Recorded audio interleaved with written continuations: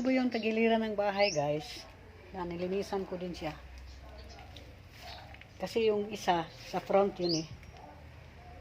So, ito yun. Sa tagiliran ng bahay, ito. Diba sabi ko sa inyo, bahay ko dito parang gubat eh. Ayan, mga bago kong tanim. Ayan yung kamote.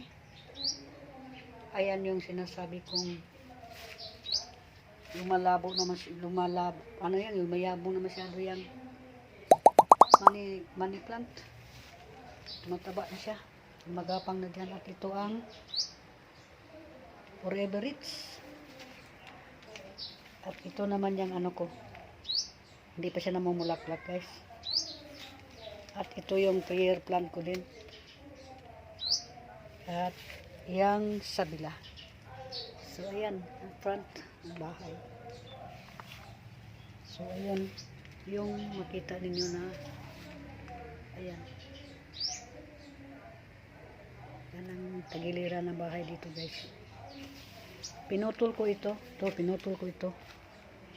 Yan, dalawa nyo na yan. Pinutol ko.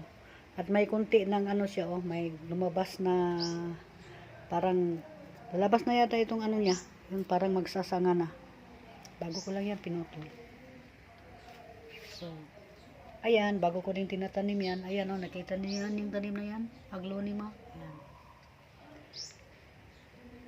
Till the next video, guys, and thank you for watching. Thank you for watching.